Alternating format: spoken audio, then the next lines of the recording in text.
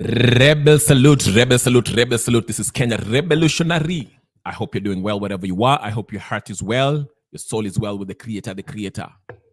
Anyways, I'm here, ladies and gentlemen, brothers and sisters, friends, enemies, and comrades, for another session. For today, we are going to review what's going on in Kenya politics, or should I say politics. Let's see what's going on. All right. Hold on one minute. Mpaka nikunywe kahawa. Hii ni mzito leo, ni mzito. Tafadhali.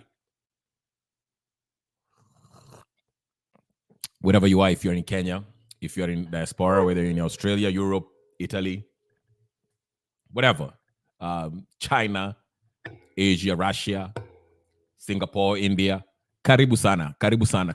This is Kenya Revolutionary. If you don't know who I am, I'll reintroduce myself. I'm a very, very, very nice person.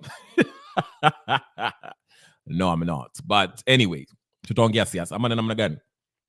Let me sound like Ruto kidogo. Ama tuko pamoja. Anyway, the topic today is Sifuna rips Mungatana into pieces in a public debate. We saw that. I think it was in Citizen TV. We won't dwell on that. What I want to actually dwell on is actually Sifuna. He had a little mini documentary exposing Sakaja's food program. In fact, in response, I saw Itumbi has posted something about, showing Sakaja being, and people are just kind of, wanampokea kwa hamu na gamu, okay, as a response, showing that, basically the insinuation is that people are happy to see Sakaja. They are happy with the food program. So that was kind of the reply. Anyway, what else? Besides exposing Sakaja, IEBC latest, hey, there's a judge who have said, you know what? We need the IEBC to be installed. Hii process should not be waiting. They shouldn't wait anymore. The ICC should be installed. Mambo ya kungoja, hakuna. Remember, President Ruto already appointed the select panel. Okay, so it was up to the Azimio side, who was supposed to kind of, the parliament. I think the parliament watarudi next week, is it? Yes, next week. And hopefully that will be the number one issue that they prioritize, because there are 5 constituencies who have no representative because there's no IEBC. They virtually went a year without a representative. So it is imperative that they do this. So hopefully that's it. And another thing, this judge actually said something that was very interesting. He said that's NADCO thing, because remember, this whole delay, IEBC appointment, chairman appointment, and the IEBC commissioner's appointment was delayed in the name of the national political interest. NADCO. They were discussing how whatever. And that judge said that NADCO has no standing in law in the constitution. So setback for Kalonzo, Musyoka, and Ichung'wah and the rest, who are hoping this NADCO will go through. And I told you this before. I said it before. NADCO is not anchored in law. There's nothing this thing is illegal. Okay? Wawache kuharibu wakati wa watu. People, IEBC should have been up there. It was the first thing that needed to be wekwa hapo hivyo. So now we see, anyway, they want to scramble down, whatever. So anyway, the judge had made a very, very, very, very, very good ruling there, saying NADCO, IEBC should have been instituted, the commissioner should have been appointed, chaguliwa, regardless of this NADCO nonsense. And I'm glad he actually pointed out that this NADCO nonsense is actually legal. Okay, in other news, somebody wants CJ Koome out. There's a petition that was put in JSC. Woo-wee. Aya, mtu anataka Koome aishie. Koome. We'll see what she says. I was actually going to prepare the documentation to discuss the actual matter, because I read it in, I think it was Standard or Citizen or whatever, about the case. And it was basically saying that Martha Koome was making discriminatory judgments, which basically she should leave the bench because of that. I wanted to make a video of that, but due to time, I just got back. So I was not able to do all that, okay? But what we shall discuss today is the growing influence of Sifuna. Sifuna is a ODM influence. Though, hey, before I even go there, hey, hold up. Time out before I even start giving praises to Sifuna. Sifuna says something about mambo ya mashoga, which didn't sit well with most Kenyans. It was a suspect. So Apo Sifuna fixed that. But I said it yesterday. Personally, as a politician, Sifuna is one of the bright lights. Even though I think, being in the ODM, yeah, I wish he was independent. Not fall under whichever. But this is right. He's in ODM, so be it. But anyway, Sifuna, I mentioned that Sifuna is one of the bright lights. He's fairly young, relatively speaking. Okay. And I gave him the points. He did 3 things that actually impressed me. Okay. During the Finance Act, he stood up. He was there, voted against it and made it very, very, very, very clear where his stand was. He did not abscond. Okay, now Babu Owino didn't show up. Sorry, Babu Owino, you didn't show up. When it counted, you were not there. But anyway, Sifuna was there and praised the people who actually were there with him, who voted against this finance bill. So he stood up. That's number 1. Number 2, Sifuna was one of the few people who actually brought in, I think he evoked the chapter 125 of the Constitution, where he actually brought, was it Kiprotich Rono or something like that, with Murkomen after the saga in JKIA when the Izoma generator were not kicking in. JKIA went without power for, I think, 5 hours or something like that. So Sifuna was one of those senators who actually made Murkomen come to the Senate and explain and grill them and ask them what is going on and what is your plan. I mean, Sifuna actually did something that your representative should be doing. Okay? And he did that. He questioned Murkomen, grilled him on the issue, asked him what's the problem? Something that I've been advocating for. I've been yelling here for months. I've been in other platforms arguing with people, telling them the parliament can do more. The legislative body can do more. They can ask questions. Just like I always give them example of that Kimwaror and Kimwarer, whatever, Aror and Kimwarer dam saga, okay? If the money was lost, okay, the people were taken to the court. DCI wakafanya investigation. They took these guys to the court. And the magistrate himself, when ruling on this issue, said that, the evidence that are brought in here are not sufficient. It's almost as if they wanted these guys to go scot-free. If the magistrate can make that pronouncements in his judgment, okay, saying that it's almost as if the prosecutor was trying to let these guys go, what does he say? Now, I argued that even after that, they might not be criminally liable. Maybe hawakushikwa criminally, but the Senate, the parliament, can summon these suspects, these people who are suspected to be to have stole this money from the Kimwarer whatever deal, bring them to the parliament, okay? Use the Article 125 again, go read it, okay? Because it is said that 65 million was lost. Bring them to the Senate or Parliament, whatever the case is, National Assembly.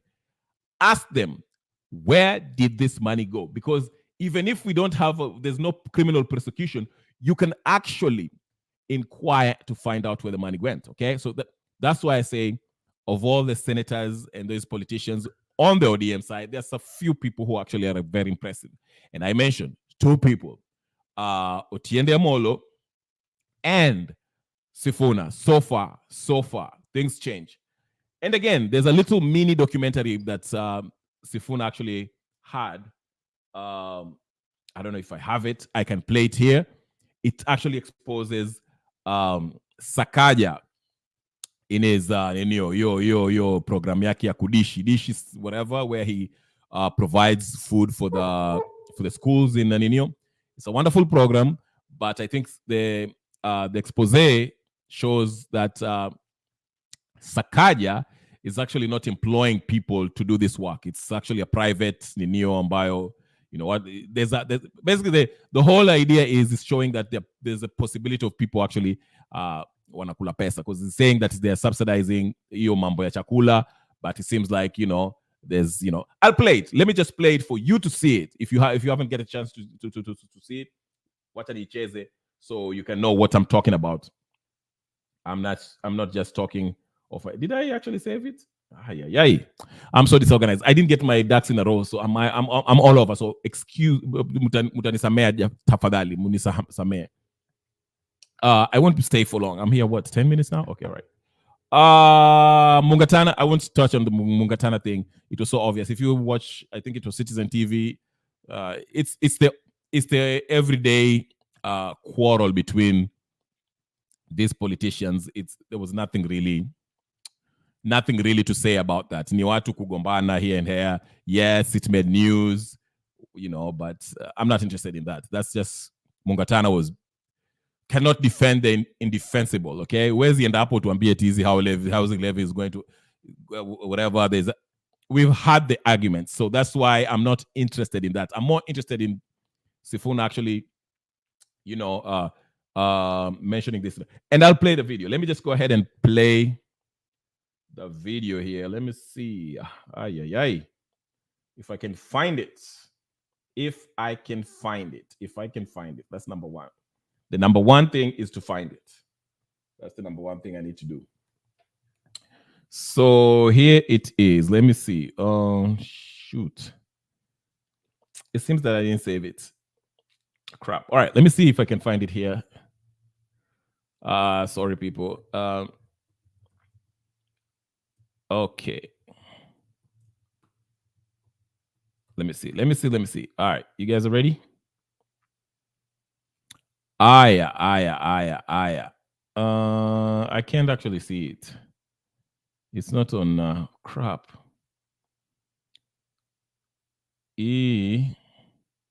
All right, let me try to see here. Bear with me, ladies and gentlemen. I will play it right now.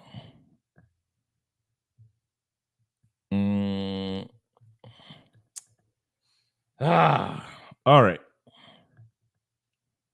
This is disappointing. And let me just see.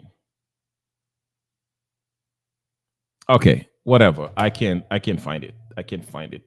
But anyway, it's basically a mini documentary. I saw it on somebody's page. I should have. Next time I'll be more prepared. So poleni sana for those who are watching. But anyway, let's move on. CJ Koome. Somebody wants CJ Koome out. Now, I mentioned yesterday, you know, everyone is kind of trying to speculate who would want CJ Koome out. Is it the Azimio side or the Kenya Kwanza side? Does Ruto want Koome out? And the question is, I mentioned yesterday, I explained to you guys that, you know, Ruto, and now you can see through the speaker, what's his name? This useless person from Bungoma. What's that guy's name? Timonyonyi's brother, who's in the parliament. Somebody, I forgot his name. Huyu jamaa anauza anatoa ninio Congo, gold Congo na anauza huko ninio. Huko Uarabuni. I forgot his name. Wetangula, yes, Wetangula. Wetangula is pushing, I explained that Wetangula is pushing this affordable housing levy to the, hi, good year. Nice seeing you, brother. We shall not be talking about football. That is off limits today. We are not going to talk about football. I'm just warning you right now. Anyway, whatever. Karibu sana. Nimeparara hapa kashitani. But anyway, what I was saying is this.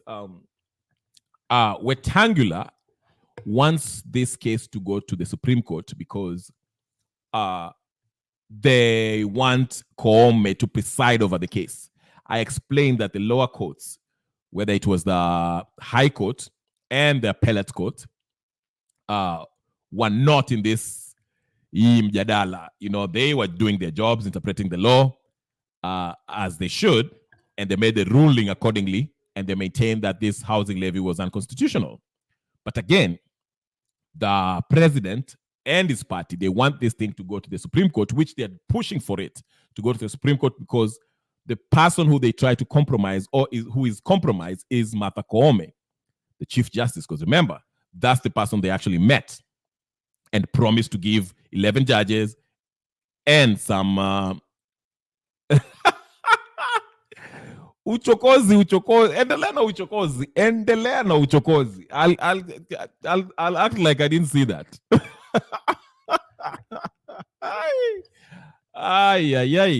Anyway, like as I was saying, yeah, Liverpool destroyed Chelsea. That was embarrassing. Pochettino should be ashamed of himself. He should be out. But I digress. As I was saying, yes, Martha Koome is the one who received the bribe, na hizo magoodies, okay? So they want that case to go to Martha Koome's lap, okay? Because that's the person who was compromised. They didn't want this case to be uko chini, because they knew already as I say, the High Court already ruled against it. The Appellate Court already did that, the same thing. Now it's going to the Supreme Court. The Supreme Court is where it's going to be presided over. Watu watatoa maoni yao, lakini Koome is going to preside over that. And Koome, or should I say, the Supreme Court is final. Whatever they decide, that's it. That's it. And that's why the president wants it to go to the Supreme Court. Because Koome ndio yule alipata mhongo. Alishapata ile pesa yake. So they want that case to be on her desk. Now, interestingly enough, some gentlemen went and wakaeka maneno hapo kwa kwa petition kwa JSC. And guess who's heading the JSC? Who's the head of JSC? Martha Koome. But again, they can take her off, but it will take a huge amount of evidence, Because remember, the JSC, I think it has it has Martha Koome as the head, 2 judges from the Supreme Court, 2 judges from the Appellate Court, 2 judges from the High Court, 2 people from the LSK, I think a male and a female, then 2 people from the members of the public who are part of, they are the composition in the JSC in Kenya. So let's read about the case, because we don't know, tunaka hapa tunasikia tu Sakaja, it's not Sakaja, but Martha Koome wants to be removed. But what is the allegation against Martha Koome? Let's read about it so we can understand what's going on, because it's one thing to just say, okay, Martha Koome natolewa. What is actually, what did she do? That's the question we should be asking. I know some people, if you read the comments, a lot of people are like, okay, the ODM might want him out, or there's the whatever one out. But what exactly is she being accused of? So that's what we're about to find out. Shall we find out? Okay, let's find out. To find out at Ininini. If I can find the article here. Leo, I'm sorry. I'm so sorry. These are hii kitu ninge. I should have been more. Okay, here's the issue. Mko ready? Haya ndio hiyo basi. All right, let's read it real quick. I will put it up so we can read it. This is the reason why CJ Koome wanataka kutoa CJ Koome. We shall read what's going on, okay? So here it is. It is a petition. I'll read it briefly because it's a brief read. It's not a long one. And then we are going to discuss it. Let's see kwa nini wanataka kutoa huyu mama. Mko ready? Haya, wacha niwachezee basi ndio tuone huyu Martha Koome story yake namna gani. Aya. Chief Justice. Sawa, ndio hiyo. Here it is. Okay, Martha Koome. There it is, ladies and gentlemen, brothers and sisters. Petition filed This is from Citizen Digital. Petition filed seeking removal of Chief Justice Martha Koome. Okay, can you see it, ladies and gentlemen?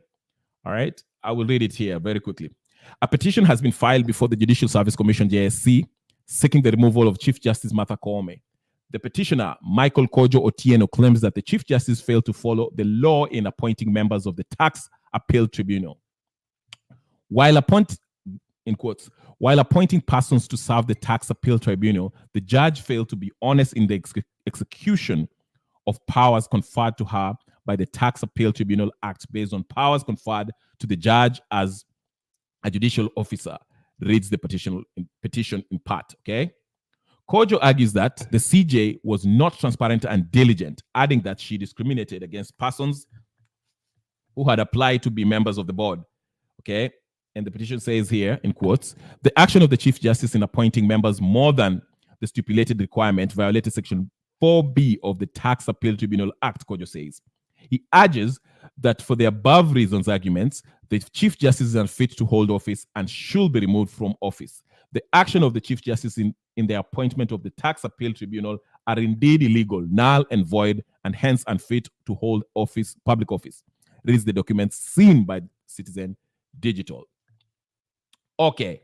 On the face of it, to me, it's kind of, yeah. It's not a really heavy case. Shall we read the part where he's referring to? Should we go to that to read that? Let's look at where he's holding his argument there, because ngoja niangalie. Najua hii maneno sasa hii. Ni mambo ngumu. Okay. So he read that. Sorry, people. Discipline independence of the judge. There's something called decisional independence of a judge. Okay. Now, if one is not happy with the judgment of a certain judge, let's say, like, okay, in this case, Martha Koome, okay? Martha Koome, Mr. What's his face? Otieno something? What's his name? So at Section 4B of the Tax Appeal Tribunal Act. I will not go to that. Let me see. I just want to get his name right. What's his name? Hey, Kojo Otieno, Michael Kojo Otieno. Basically, it's okay, fine. He mentioned where the judge has actually not followed the Section 4B of the Tax Appeal Act, or whatever the case is. He rightfully took it to the JSC, and he's saying that Martha Koome, while making this judgment, Ali appoint this more people than actually stipulated by the Constitution. So the contention when this issue goes to court, there'll be what will be looked at by the judges in this JSC is, did Martha Koome actually, what was the intention while she was making this? Was this an error? Did she do this knowingly, or was it a matter of her, because I would like to know the reasoning behind it, because I can't make a judgment here of why Martha Koome did what she did. The judge, that's why, it's hard to, argue this case for or against it. It's hard to say if Martha Koome is on the wrong on this. She might have violated that Constitution, but in her judgment, that's why when the case goes to JSC, and unfortunately, most of the cases that are taken to JSC, we, the public, never gets to hear about it. But I will be curious as to her arguments, because I feel like, what was, when a judge makes a ruling, they always write the reasons why they did what they did. Okay, just like that justice that made the decision against people going to Haiti. Okay, Kenyan forces going to Haiti. He mentioned the articles that were violating the Constitution, and he mentioned, I think it was I forgot. Was it what article was that? That deals with the forces and Is it 128? I'm not going to there. I can't think, but I will get back to that. What I'm saying is this. When they make judgments, they explain in their ruling why they ruled how they ruled. The same thing with the housing, affordable housing. They explain how discriminatory that ruling, that affordable housing was. Okay, the same thing with NADCO. NADCO was violating Article 109. Okay, this man has alluded to the Tax Appeal Act or something like that, Section 4B. So, okay, now we can go look at it and see what was the violation there. Okay, but again, before I even go look at that part of the law that he refers to, I would like to read the judgment. What informed Judge Martha Koome's ruling? Okay, remember that's why I had a problem with what's her face, the judge, the person Mutunga in 2013. Okay, on the day of judgment, he came out and say, I'm upholding the victory of Uhuru Kenyatta. Then he said, I will give my reasons later, which let Kenyans, people are like, what are you talking about? Because if you're making a ruling, you should actually write why. Maraga aliandika why he said the election was null and void because he said it violated the constitution, which says every election should be transparent, and all that good stuff. Okay, which the elections were not. Let's see what Mr. Goodyear is saying over here. He said, I thought the main reason they wanted Koome out was because of the beef between Ahmednasir and her blocking him from the courts. How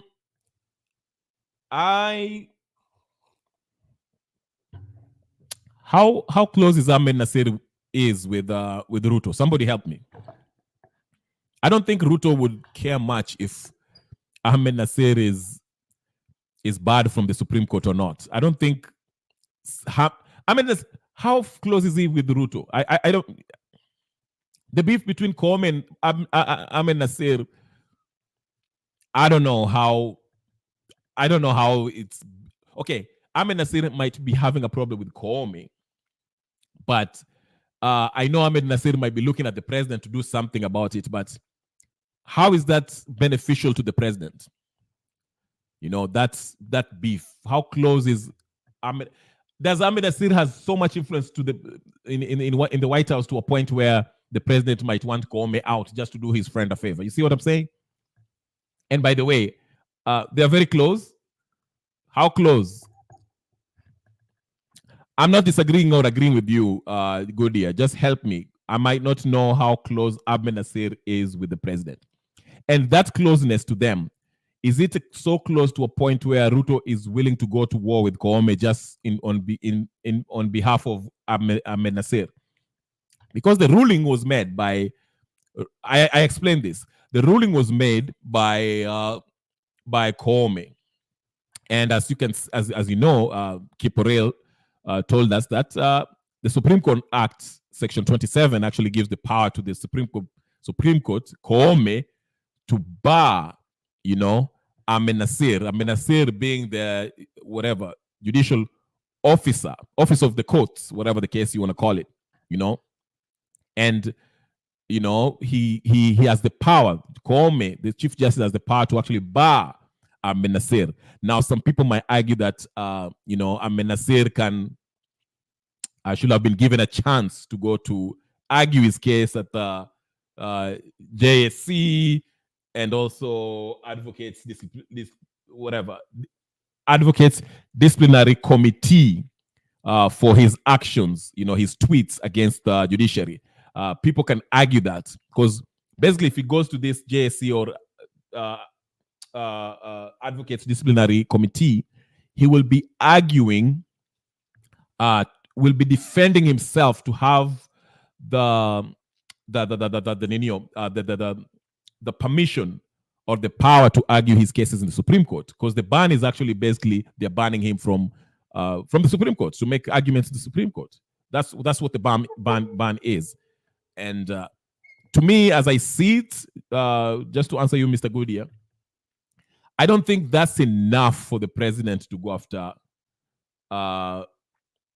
Okay, so Goody is telling me those two have been rubbing shoulders for a long time, even business-wise. Okay, but here's the question. So if that's the case, is it a fight worth taking to Koome on behalf of his friend Ahmednasir?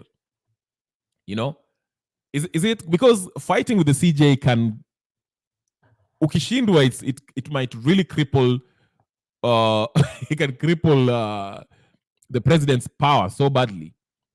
You know, it's a huge fight, okay, going after the judiciary, okay?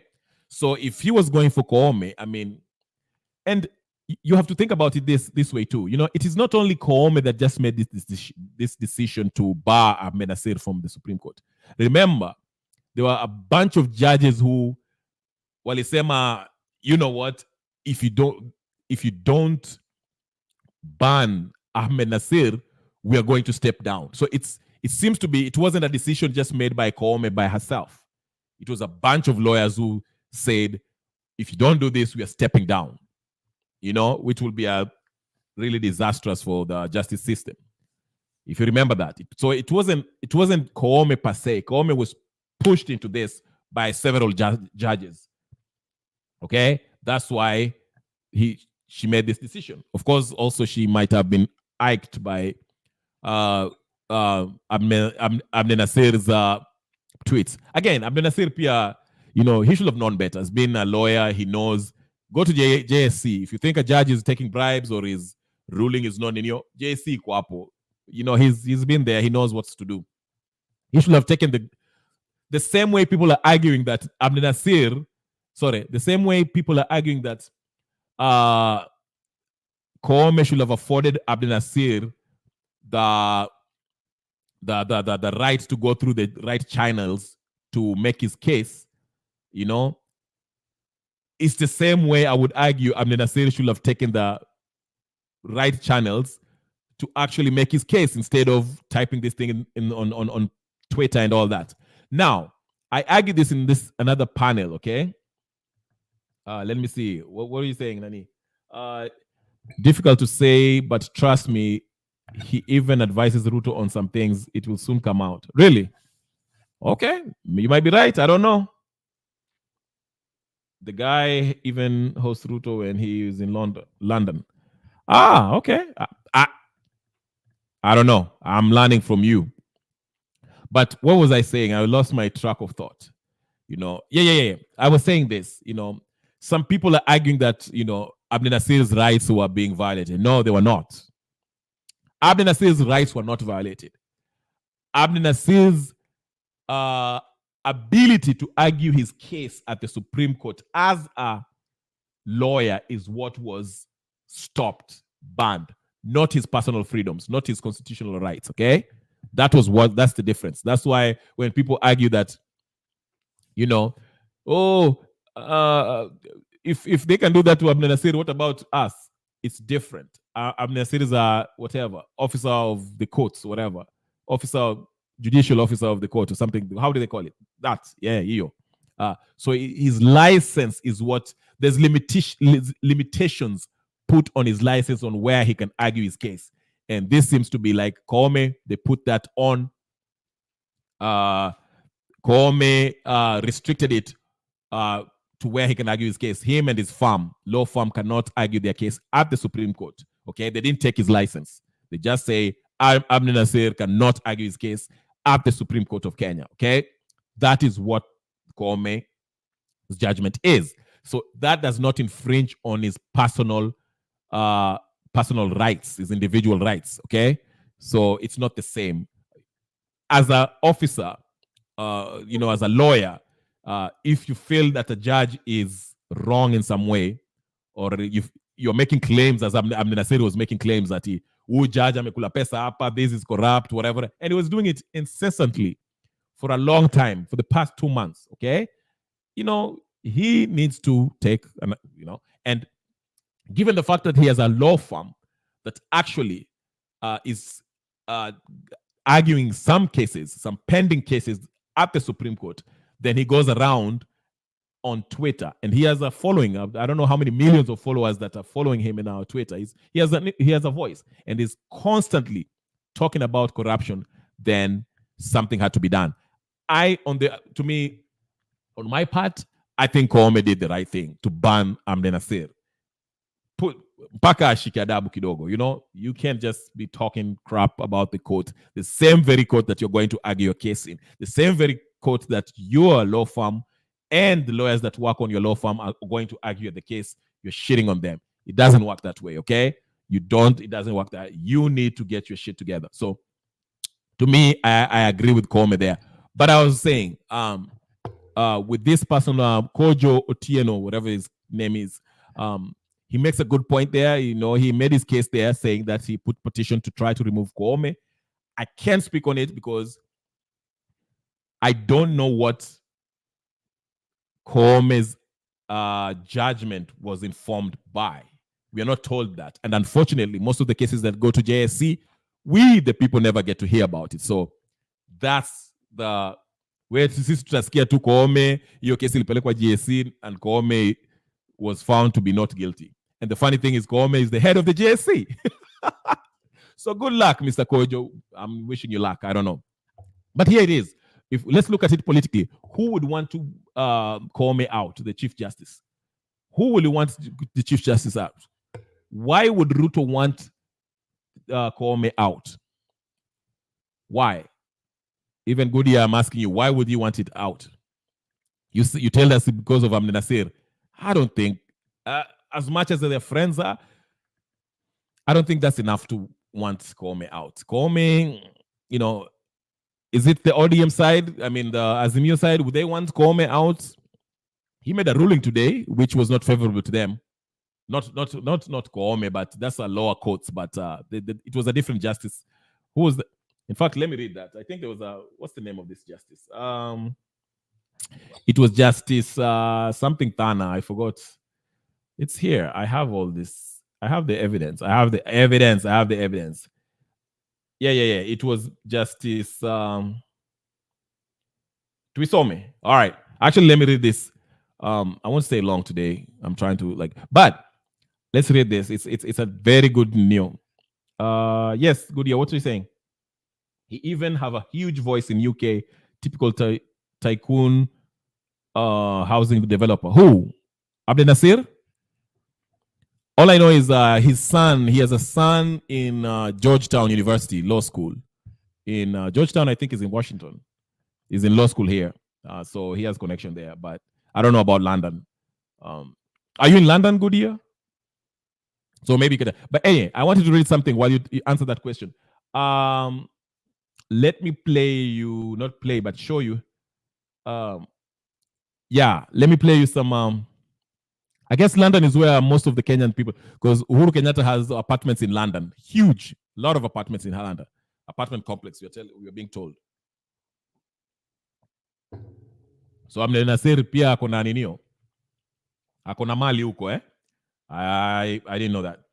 But yeah, let's read something else about this judgment, the other judgment. Hold on for a second. Okay, here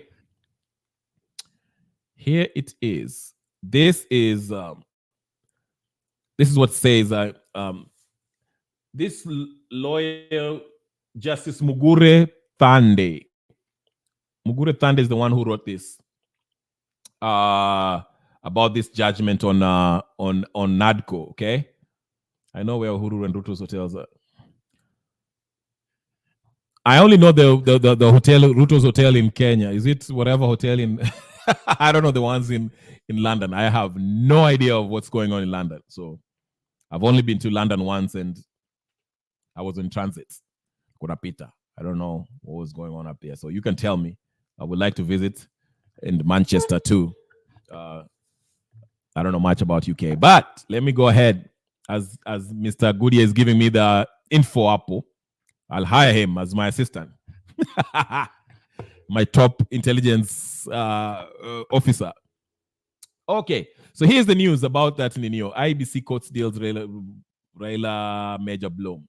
A key recommendations of talks between President Ruto and opposition chief Raila Odinga could be rendered dead in the water after the High Court ordered for the immediate recruitment of electoral commissioners, emphasizing the need to obey the constitution and not noting that the talks did not have backing of the law.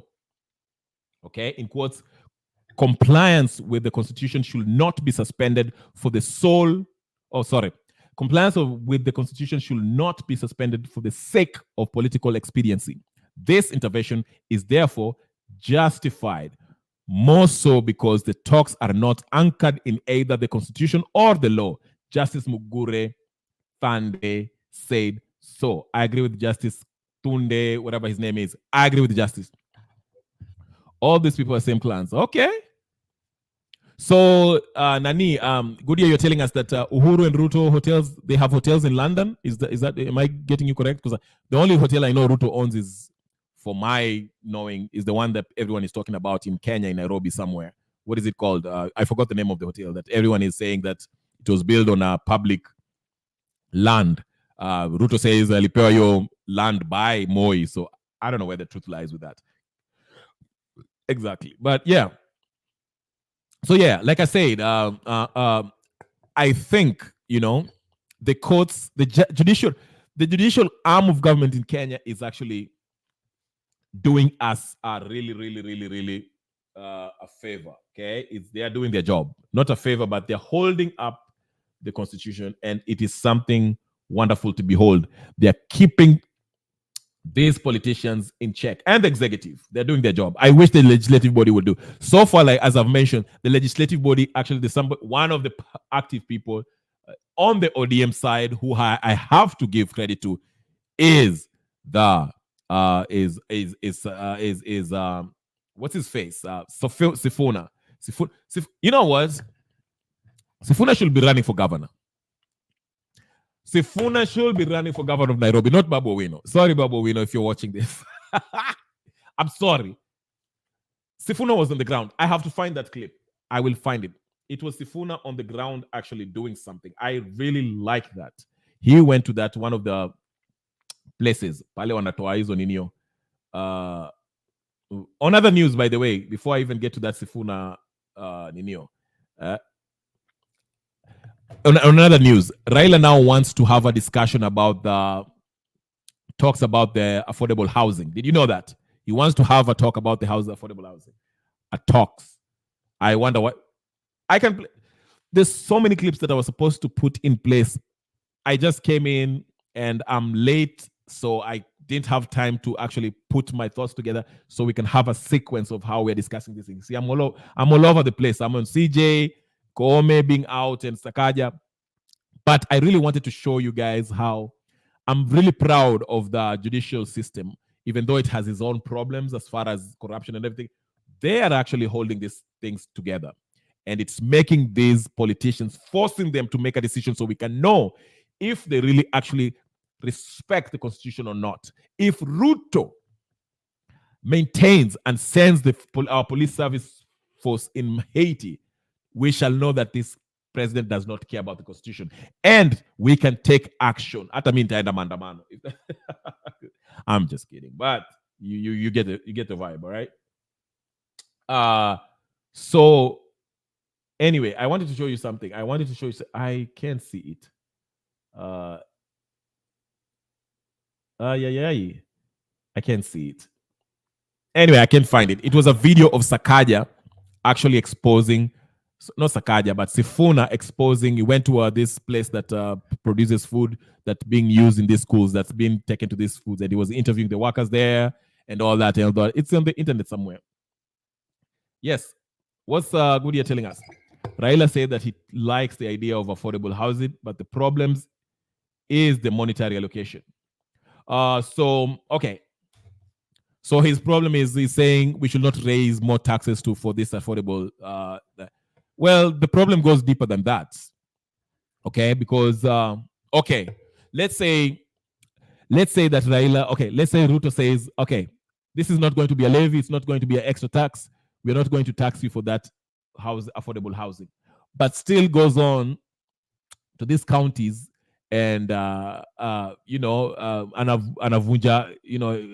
anachukua land for free and giving, building houses, giving private companies, the private sector, free land to build a bunch of apartments complex and putting people there, people who actually qualify.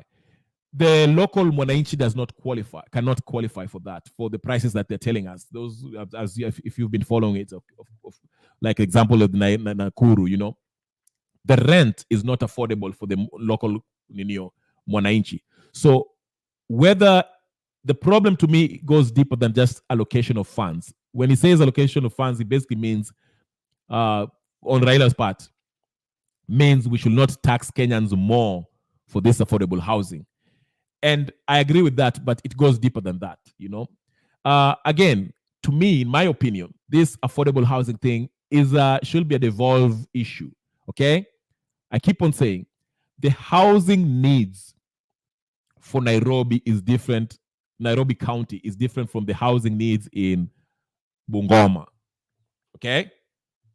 Bungoma or Kakamega. Let me just use Kakamega County. The housing needs in Kakamega County is different from the housing needs in Homa Bay County, and it's different housing needs in Nairobi, okay?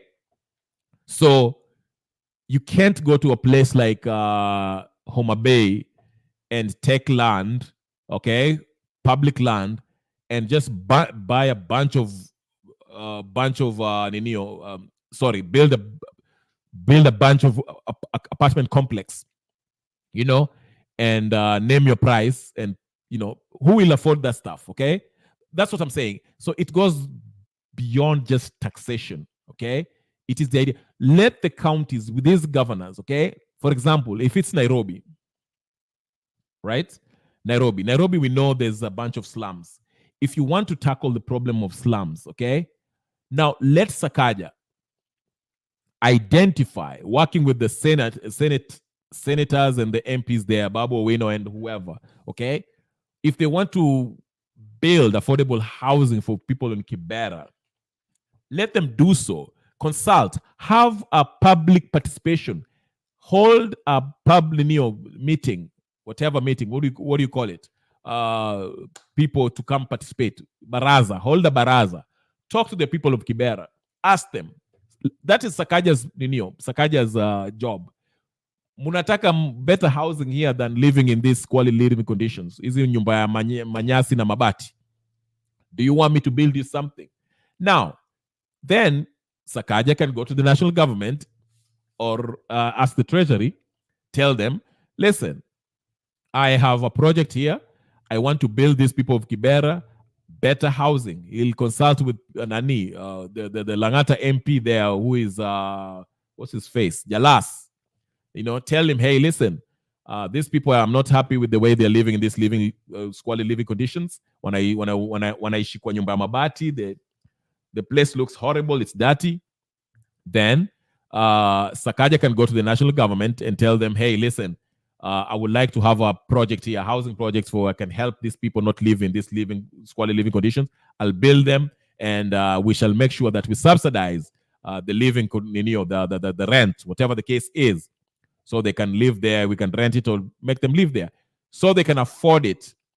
So it should be case by case. Every county has a different need as far as housing is concerned, because as most of us always say, most people wanaenda kufanya kazi, they rent while they're in Nairobi, but wanajenga nyumba huko kijijini huko mashinani, okay? They don't want to live in most of them don't want to live in an apartment, so to speak. Because even do you want to live in an apartment? Like, your dream home is to have a big house, or a decent house that, you can farm, you can have your chicken, you can have your cows, your milk and all that stuff.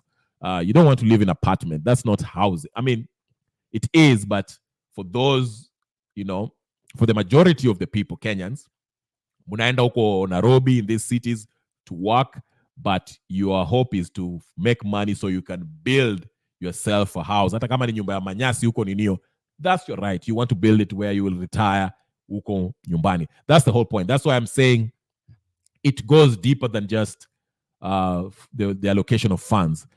Extra taxation on it is a problem. Yes, I agree, but it goes deeper than that. You have to give people choices. Let them choose where they want to live. Let them choose what kind of house they want to build. Okay, who told you Kenyans want a 1-bedroom and a kitchen and a whatever, and you call it affordable housing? First of all, those houses are not affordable. Okay, why are we taking this public land and building apartments? Who told you those people need apartments? That's why you need public participation, something that this government actually failed in. We should have public participation. That's why I'm saying this should be a devolved function, something devolved. Enda kwa huko mashinani, enda Homa Bay, enda Kakamega, enda huko Eldoret, wherever, Wasingishu. Ask those people, do you want some housing, affordable housing in this place? Okay? And what are we talking about? Can those people actually afford these houses once it's built? Okay? Then you find, once you hold the public participation, okay, you get a feedback from the people if they want it, because everyone wants different houses. People don't want to live in apartments. What kind of houses do you guys want? Okay, if it's in a slum area, you build a house, apartments, yes, it will be wonderful. Now, if you go build those houses, apartment complex in Kibera, of course, you have to think about those people who live in Kibera. How much are they making? Okay, wanatengeneza pesa ngapi? What's their income level? Okay, are you going to subsidize the payments? Ndio afford kuishi hapo? So these are the things that you have to consult with the people. You just don't go to the parliament and say, okay, tunapitisha hii housing levy, and you start building houses hapa, unachukua mali hapo, all the public places, you start building like that. I mean, think through this stuff. But again, that's why I see some people can argue that this might be a scam. You have to consult the people. And, in order to be a fair ruler, you have to consult the people. You have to consult with the people. That's why you have public participation. You just don't start things. Yes, we need housing, but it depends on how we go about it. We have to do it legally without actually violating people's constitution, and we don't have to burden people with high taxation to do this. Okay? Wacha hizo makaunti will take care of that, and they shall be appropriated the money that they need for that. It's in the Constitution, in the chapter 12 of the Constitution. You can look how funds are being appropriated in the counties, okay? Different counties get money depending on their needs. So if Nairobi needs more houses, hapo ndio wataninio. Okay, what are you telling? What to say? There's nowhere to build in Homa Bay unless you build in Sophia. Well, Gladys Wanga is apparently they're saying she's doing a good work, even though there's a bishop called Oginde who's saying that there's been money looted front, left, and center in whatever. So I don't know. I don't know if EACC have gone to check what Wanga is doing. But Homa Bay is one of those, in Kakamega, get rid of what? The Golf Hotel. That's something they can work out with the governor. So that's why I'm saying, that's the beauty of public participation. So, okay, before you say get rid of Golf Hotel, when you have your public barasa in public participation, go there, listen to the people, say, hey, do you guys want to get rid of this Golf Hotel? Is it beneficial to the people? Sasa watakwambia. Watakwambia, do yes or no. And then if, you get a consensus, a virtual referendum, not a virtual, but, a referendum on some sort. And if the people say, okay, let's get rid of this Golf Hotel, it's not beneficial to the people of Kakamega, get rid of it and build some apartments if that's what they want. If they don't want it, don't build it, and they'll tell you what kind of houses they want, okay? Like, again, to go back to Nairobi, Nairobi is the perfect example, I'm pretty sure the people of Kibera would like to live in a better living conditions that they are in. Hizo nyumba za mabati, they want to move out of it. They want, some sort of apartments with running water and all that stuff, okay, and clean environment. That's a good start. But the problem is, are they going to afford to live in these houses once you build it? So that's why everything is interrelated. You have to have a people who are working, who are earning some sort of good income, decent income, so they can afford to live in these houses that you want to provide to them. Or else you're going to pay for them then. Tell them live there for free, which is undoable, kind of. They should fix it. Yes, I just used Kibera as an example because Kibera is known as a place where, slums hivi, so I'm using that. But that's the thing. That's why you see everything is interrelated. Hii mambo ya kuambia watu ati sijui nimetafuta kazi huko Italy na sijui huko Ujerumani. I heard Ruto say Ruto is on something. Ruto is on something. Just like Sifuna was saying. He was saying that, nimetafutia kazi muende hapo kwa mtandao, mfungue mtandao na mufinye button hivi na mchukue dola. Which is another thing. As I wrap up, I have a few minutes, 5 minutes. Let me finish up with my 5 minutes. I've heard that now the rent collectors, the landlords in Nairobi, there are some places where they're asking their rent in dollars, US dollars. Now, do you see how my prophecy is coming to Ninio? I told you about this whole dollar thing. I told you about, not to go back to the IMF thing because I think I exhausted it yesterday, but just to mention, the whole point, the reason why the Kenyan shilling will remain weak as it is. I know people are here. I hear people arguing on TV at, the dollar is weak because of production. I don't know, your economy is bad. No. When you take these loans, the Western governments, especially the Americans, they will ask your government, they will tell your government, they will do things to weaken your currency, because the whole point is for you to use their currency. They want people to use that. They're forcing people to use. I told you, in 1969, when Nixon, under President Nixon, when the US dollar got off the gold standard, the dollar to this day, from 1969 to date, the dollar is worth nothing. They backed it. They made it like the dollar is the world's reserve currency because they said for any transaction of oil, it should be done in US dollars because the dollar was no longer backed by gold. Remember the gold standard. Okay? That's why you see for every country that tries to buy oil in any other currency besides the dollar, they get into trouble with the USA. They always have a military confrontation. Okay? I told you that. Especially the small countries. That's why you see now the BRICS nation, Brazil, Russia, India, what's the other one? China and South Africa. They are going to start their own currency that is backed by gold. In fact, the BRICS last week, they agreed to buy oil in Chinese currency. Okay, so this is in result, this will weaken the dollar.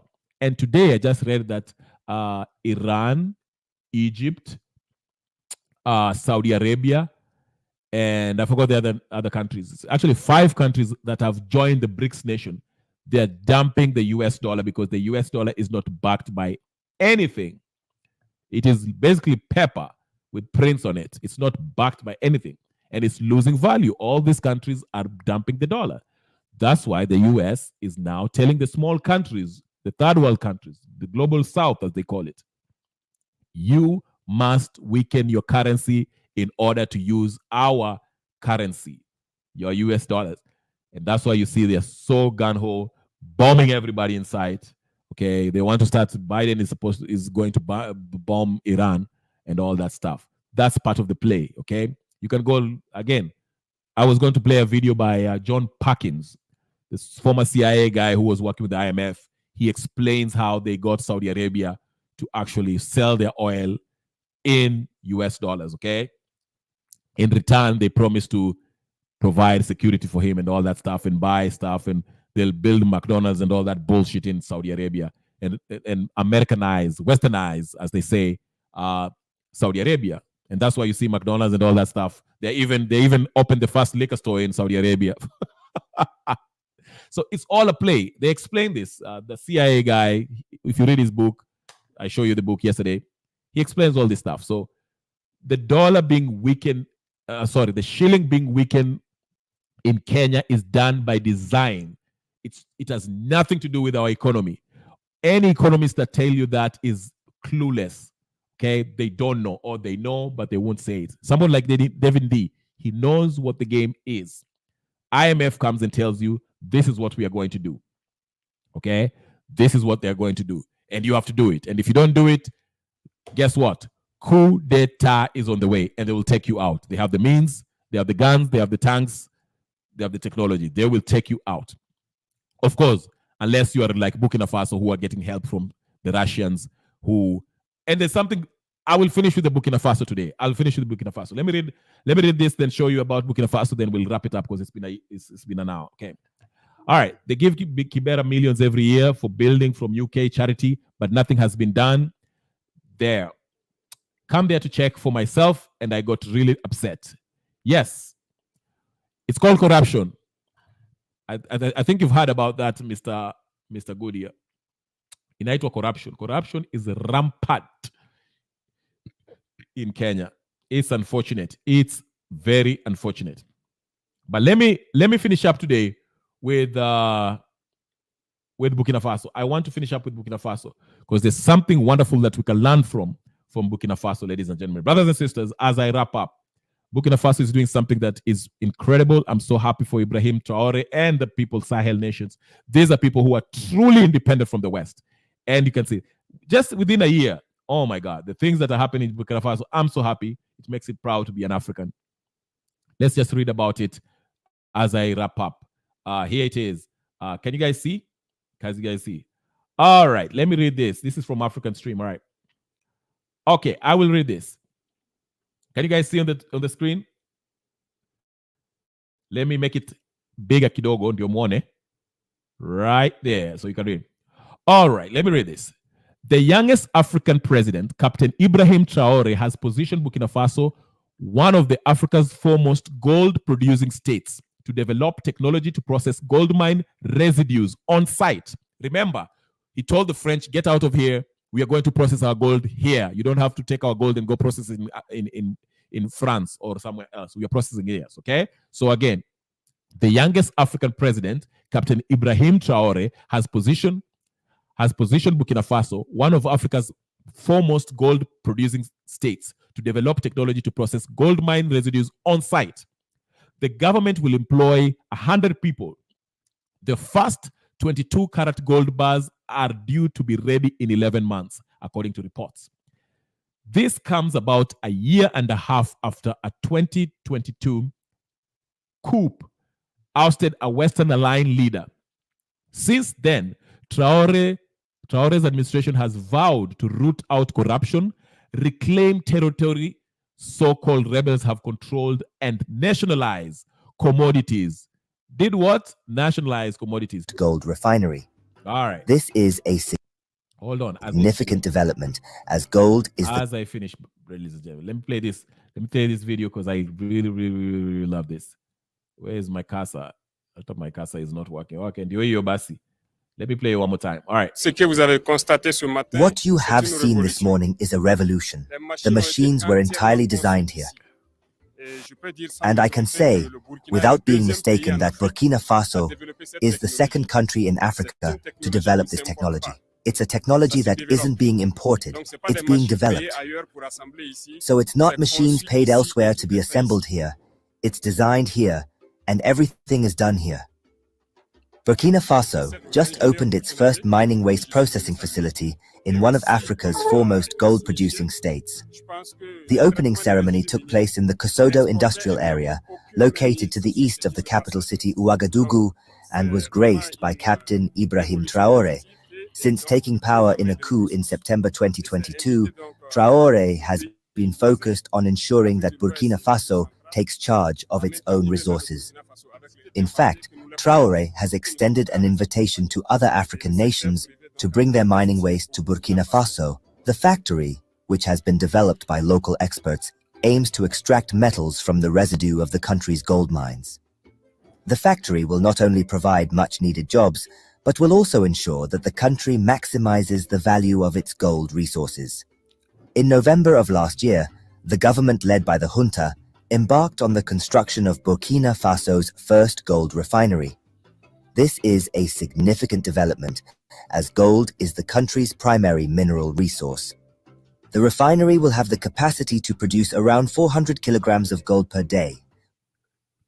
All right, ladies and gentlemen, brothers and sisters, friends, enemies, and comrades. I hope you saw that with Burkina Faso. You know, of course, it was, of course, he took power through coup d'etat. Taking power through coup d'etat doesn't guarantee that you'll be successful. As I finish here, I'll read that kidogo good here. But anyway, you see, if you have a leader, whether he takes power through coup d'etat or whatever, if a leader has a vision, and you have to deal with these things. You have to. I hear people talk about that. I was going to play, even Babu Owino had an interview. He was talking about something. I wanted to play that video, but I didn't have time to organize my thoughts and my videos, but I will do that tomorrow.